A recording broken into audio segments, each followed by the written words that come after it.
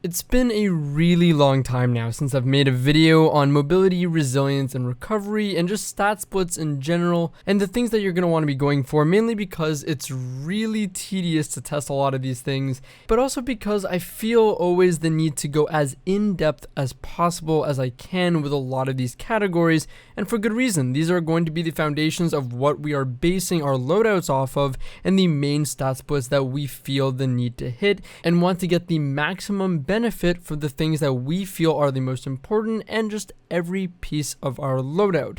And in making a lot of these decisions, we want to have the best matchup against the most common meta weapons and the current Destiny 2 Crucible metagame.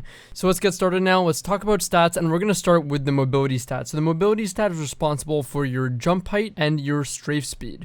This is how fast you move left to right and how high you jump. You can see comparisons here between 0 mobility strafe speed and 10 mobility strafe speed, as well as 0 mobility jump height and 10 mobility jump height. You might be wondering how to pick a mobility level, and I would say find the mobility level that feels right to you. Whatever feels like you are landing the most shots with is the level that you should most likely go with. A faster strafe might not always be the answer, and if you're someone that aims with your right stick or flicks more, maybe you want a little lower character mobility as a result, so you're not over aiming on targets. Or maybe you're someone that aims more with your left stick to follow targets with your character's movement, so you want a faster movement speed or strafe speed.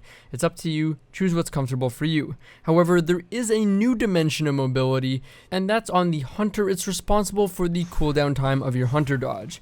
Now, even though I just gave you a speech on how the mobility level you have should be based on comfort, for many people, the Hunter Dodge is an incredibly powerful ability, and most likely people are going to want it as frequently as possible, which is going to lead you to wanting to choose a higher mobility level. Each level of mobility generally reduces your Hunter Dodge's cooldown by 2 seconds, but for whatever reason, from 7 to 8 is actually a slightly larger 3-second reduction. Just a really quick tip, remember that the mobility bonus from lightweight weapons and Dragon Shadow and other hidden mobility buffs do positively affect the dodge cooldown and reduce it as if you were using that mobility level in your build. Let's talk about resilience now. Resilience is your guardian shield capacity, so you can tank more damage if you have a higher resilience. With resilience, you want to find the level that's covering the most popular things at once, giving you the most bang for your buck.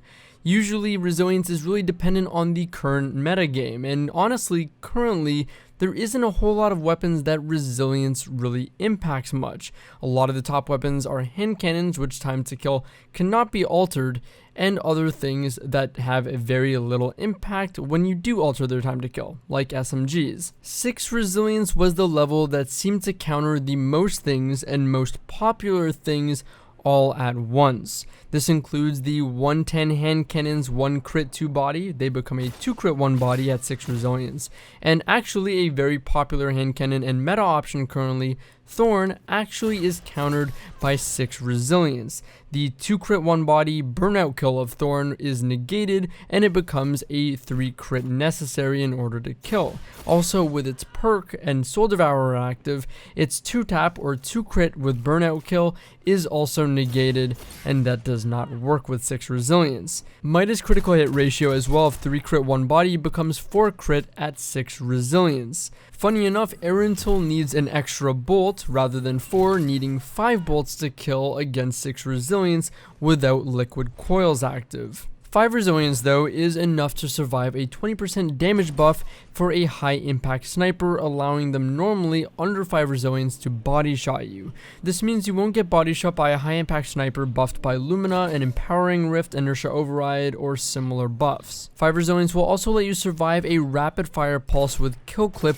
2 burst, as well as it allow you to survive a 2 tap from a 110 hand cannon buffed by OEM's Vengeance buff. 4 resilience though is enough to survive a 2 tap between Memento Mori stacked with OEM's Vengeance buff. On the higher end with 7 resilience, you can survive getting 2 bursted by the adaptive burst sidearms, the 3 bursts, and with 8 resilience, you can alter the critical hit ratio of the rapid fire scout rifles like Randy's throwing knife from 3 crit 2 body to 4 crit 1 body. I felt these were some of the most common things that you can expect to encounter in the Crucible and the biggest impacts that resilience had on them. 6 resilience obviously seems like the best sweet spot to aim for countering the most things. But there's a bit more to resilience and how it counters the current metagame. So of course it doesn't alter the time to kill of hand cannons, but it still does impact them. To be exact, a higher resilience level punishes and minimizes on the effective 3-tap range of hand cannons. A nearly max range spare rations with rangefinder can kill a 0 resilience guardian, dealing 63 damage at 31 meters.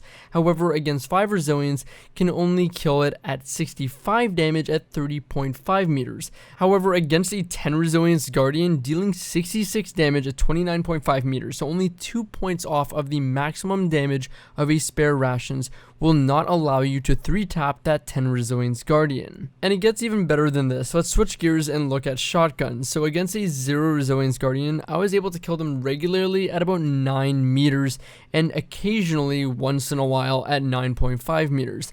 Against a 10 resilience guardian, I was only able to kill them at 8 meters more regularly and maybe occasionally at 9 meters. I was really interested to see though and did my very best to test if there was a point in which you would require an additional shotgun pellet to get killed by a shotgun. And well, I did find something. I noticed firstly that high impact shotgun pellets dealt between 21 and 22 damage per pellet while hitting body shots. You can see this because of the damage numbers that appear, of course, when hitting the body. They're a mix between 21 and 22. We can see at 0 resilience that 8 pellets left a guardian absolute and would have died if 1 more pellet connected. We can see a similar thing at 6 resilience where when 9 pellets connect, the guardian is left absolute and 1 more pellet would have killed. So we can draw from this that 9 pellets would kill 0 resilience and 10 pellets would kill 6 resilience. 21 damage per pellet times 9 would equal 189, and that matches the estimated 3 resilience. 22 damage times 9 equals 198, and that matches our estimated 9 resilience, but clearly 6 resilience survives 9 pellets. 21.5 damage, if we were to try and get a median here, times 9 equals 193.5, which matches our estimated 7 resilience, but again, clearly 6 resilience survives 9 pellets. So 6 resilience is most likely the breaking point to survive an additional shotgun pellet, not including a precision shot. So if you're using full choke, you're not going to be getting precision damage, and most likely against 6 resilience, you will need to land an additional pellet to kill. Like mobility, resilience is also responsible for the Titan's barricade cooldown. 1 and 2 resilience provides the best cooldown reduction for the barricade, and you see diminishing returns and pretty much just a minor gain up until 6 resilience, and after that point, it starts going up again, granting a better cooldown at 8 onwards. Recoveries are our last main stat to talk about, and it's responsible for how long it takes after being damaged to start recovering health and shields, and how fast or quickly you do recover that health and shields. Here you can see all the recovery levels after being hit by a high impact sniper body shot. The important thing to take away here is that if you are planning on investing into recovery, you want to get to at least 7 recovery, because we can see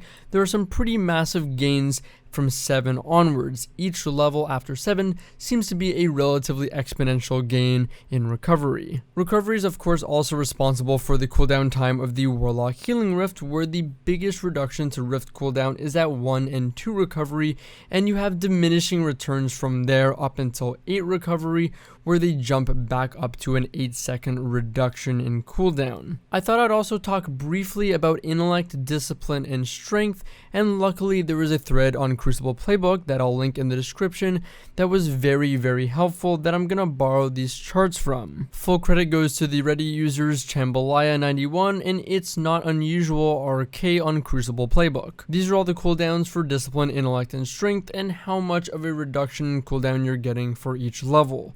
Now let's talk about the main takeaways from this. For disciplines, level 1, 2, and 4 are the biggest gains, or rather reduction in cooldown. The biggest one is 14-second reduction from tier 3 to 4. Strength also follows that same suit, with 1, 2, and 4 being the tiers with the biggest gains, and a 14-second cooldown reduction from tier 3 to tier 4. As far as intellect goes though, tiers 1, 2, and 3 give you the biggest reductions to your super cooldown, with tier 2 to 3 being the most important in my opinion, having a 43-second difference from, of course, tier 2 to tier 3, and afterwards beyond that point being only a 15-second boost with diminishing returns onwards, so you want to be hitting 3 intellect. Anyways everyone, that's absolutely everything I have to say on the different stats, mobility, resilience, and recovery, as well as the main splits you want to be cognizant of with intellect, discipline, and strength. I hope you guys enjoyed the video and found the information useful for your builds. I wish you the best of luck with your builds, and if you'd like to see more content like this, I do live stream on Twitch nearly every day, twitch.tv/Drewskis. I hope to see some of you guys there and hang out with you guys. As always though, thank you guys so much for watching the video, and I'll catch you guys in the next one. Take care.